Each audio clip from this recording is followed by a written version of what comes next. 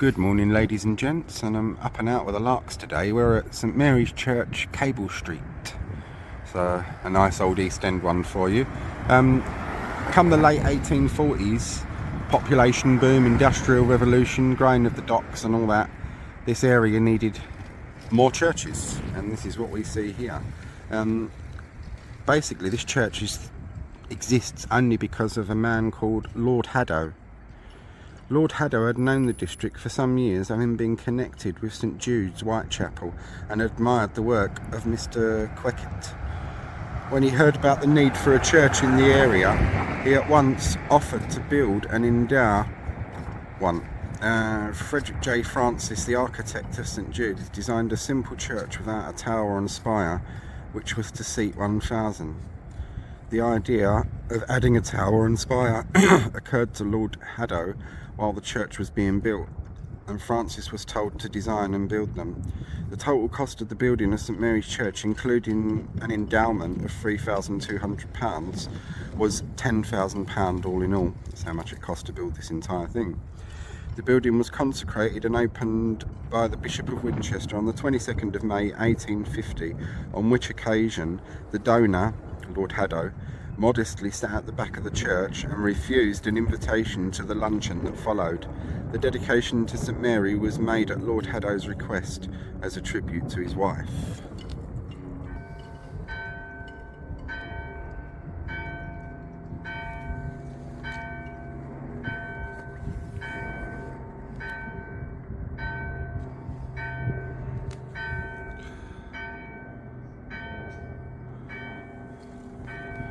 That's the summoning bell for Mass, to call all the faithful to prayer. To Mass, rather. So we'll get a little view of the church on this side of the road. So it goes around this way.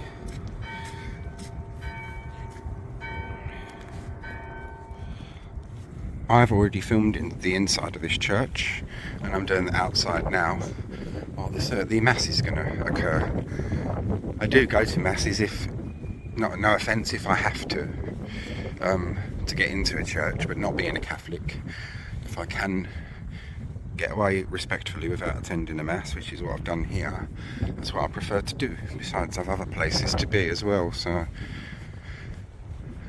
I was up very early this morning, out early as well. So there we are. We're on Cable Street, which has a lot of history in itself, the Battle of Cable Street and everything like that.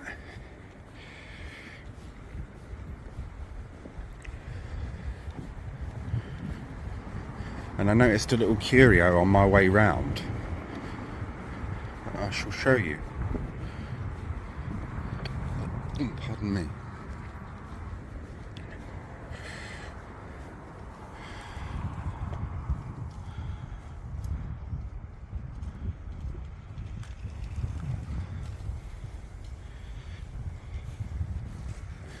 Right, so you've seen the front of the church. I don't know if this is its frontage or its side, but you've seen the main entry, shall we say.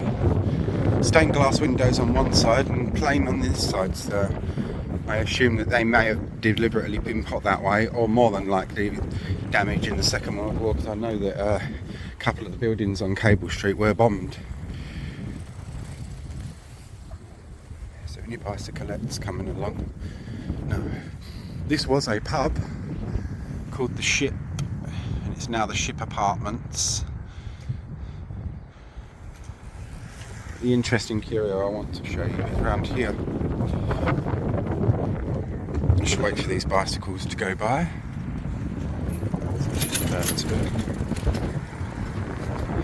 My goodness, isn't there a lot of cyclists in this area? No, it wasn't. Yes, it was. Here we are. And I didn't notice this on my last visit. This is interesting. 9 feet 8 inches eastward is one of the boundaries of... 9 feet 8 inches eastwards is one of the boundaries of the parish of St George. That's St George in the east. Middlesex. In those days, each parish had its own boundaries. It was a little patch on a map, and every so often, and the young were made to take part in this one, you'd have to go and beat the bounds, which is where you'd be made to walk the boundaries of your parish with sticks, tapping noticeable familiar points, which would put it into the minds of the young children. Unfortunately, the other way it was also done as well, is that the lessons were beaten into the children with the sticks. But at the end of it, there was a kind of a reward where you got some cake and sweet wine. So yeah, so you got duffed up a little bit, then got some cake and a bit of wine to make up for it. Let's point you up. The reason I've come round here is because I want to show you this. I did photograph it before. It's the old convent of the Sisters of Mercy, which is now support the autonomous winter shelter. So basically it's squatters that took over it. But yeah, and up here, and they've not damaged or boarded it up or damaged it, which is nice to see, is the stained glass window. So that's where their little chapel would be, where they would say the offices and things like that. So yeah, let's get a snippet of that. But yeah, that's what I wanted to show you mainly on the pub and the convent as well.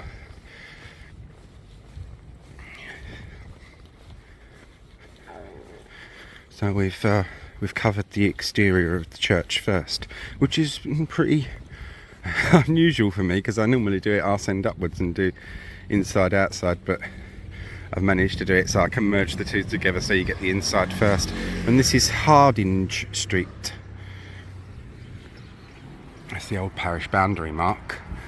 So, you know, many years ago, the people of the parish would have come along here with their sticks, marking the parish bounds, which is an interesting piece of history, but slightly not interesting if you were a child at that time.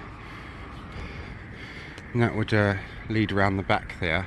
This I don't believe ever had its own burial ground, but a lot of the old churchyards in London, as we saw in one of my on-foot tours the other day, had those spike things to stop body snatchers. Body snatching was a bit of a problem.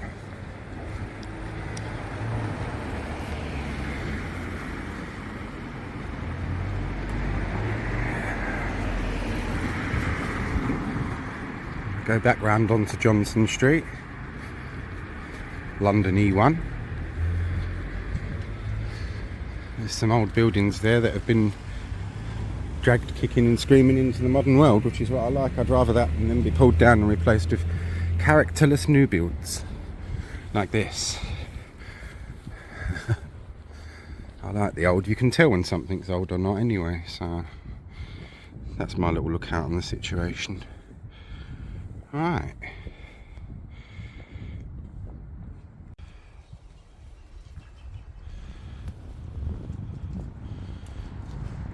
And in we go. I'm looking forward to this one.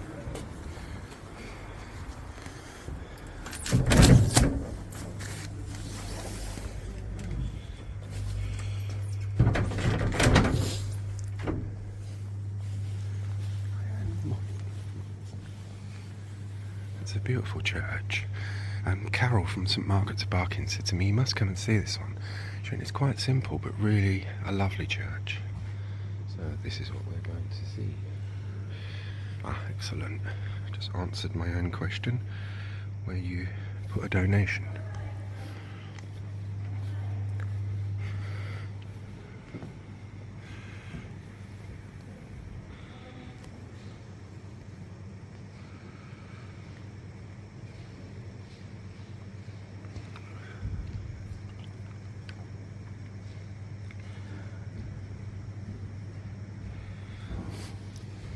As I said, outside, this church was built in the early 1850s and only exists through the very generous donation of a benefactor, a very humble benefactor at that.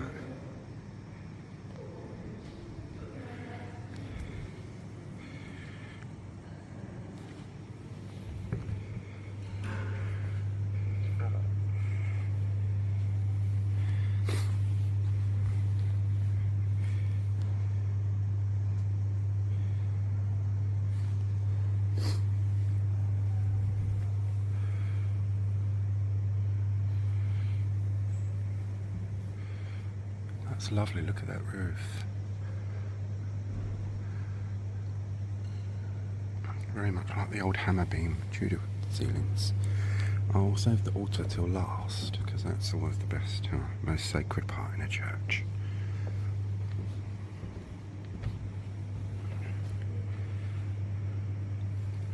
Scenes from the crucifixion of Christ.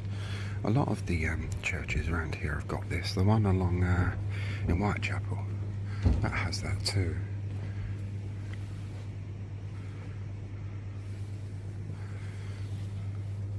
Just pause you a moment.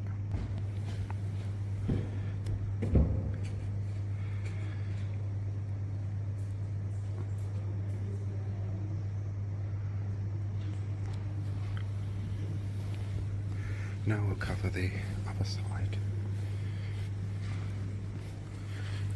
And then once we're done there... Morning, how are you, okay? Just taking some photos of the church before the service. Beautiful church. Where do you come from? I come from...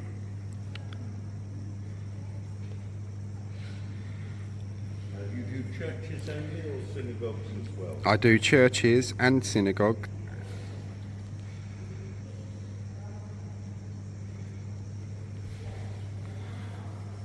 Some beautiful stained glass. It's very pretty.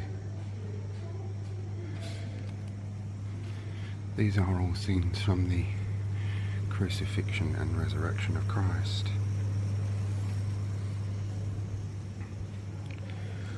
More history will fall in the description box.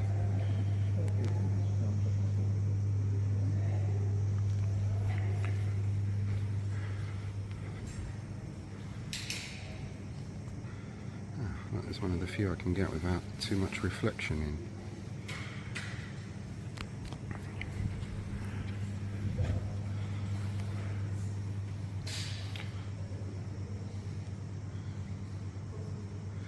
So yeah, come the 1850s, this was up and running. The parish needed a new church, and this was it. In the early Victorian era, and such like the population boom and the Industrial Revolution, especially when the docks got going.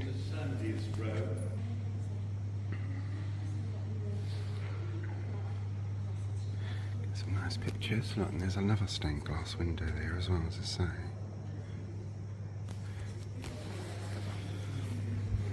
Kind lady just gave me a guidebook, so once we're done later on we can have a look through that, which tells us more about the church, because I couldn't find a great deal online. There's nothing really from Wikipedia on this one. I do often rely on Wikipedia for my descriptions. In memory of Charles James, 1911 to 1991, a lifelong worshipper and friend of this church. Rest in peace. And here you have the font. It's a beautiful font cover, which is lovely. Take a photo. There we are. And the lattice work gates, which is very nice. Look in the holy water step. I didn't notice that on my way in.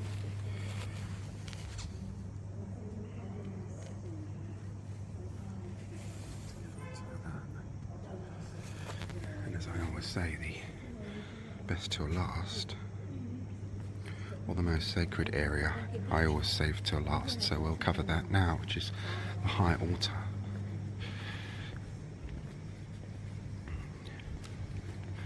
And I will just pause you for a second. There we are.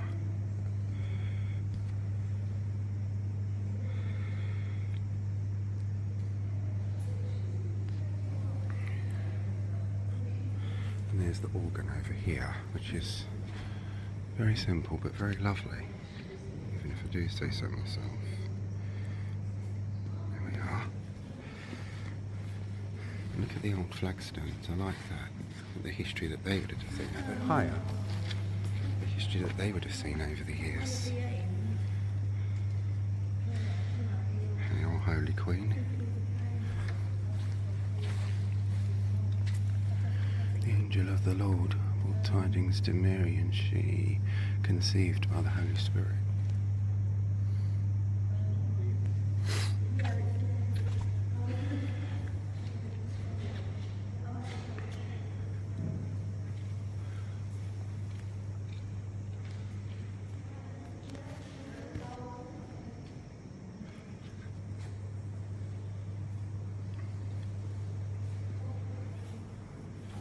And it's nice to see old pews as well. I hate to see plastic chairs in a church. Right, and I think the service is going to begin soon, so we'll call it a day for this one. Hope you all enjoyed. And you've got the old flagstones that run down this side as well.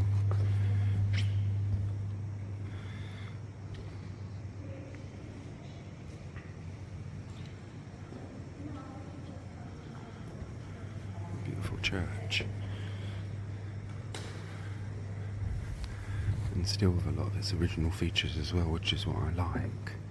Right, so everyone, I hope you all enjoyed that. Take care, and thanks very much for watching.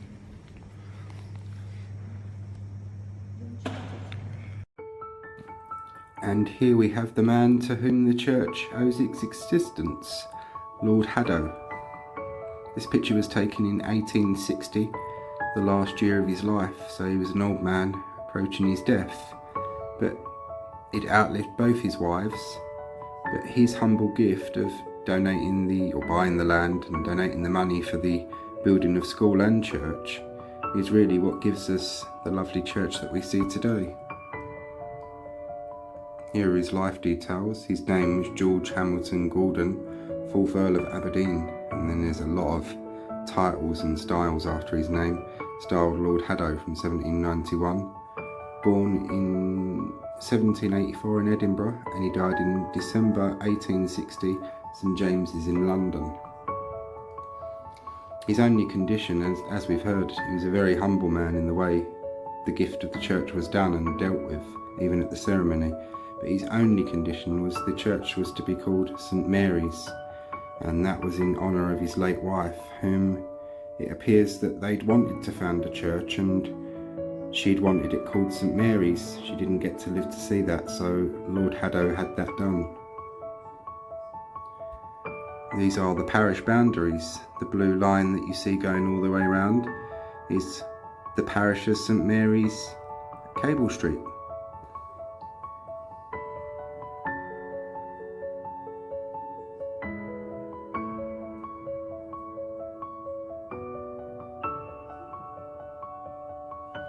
And that is the history of this lovely little East End church, and we'll end with the very reason that it's there and still standing. It stood through a lot, this church. The Battle of Cable Street, 2 World Wars, only sustained very minimal damage in the Second World War, so we're lucky to have this one as a nice traditional East End church of its original pews and things like that. So hope you all enjoyed this one. Thanks everyone for watching.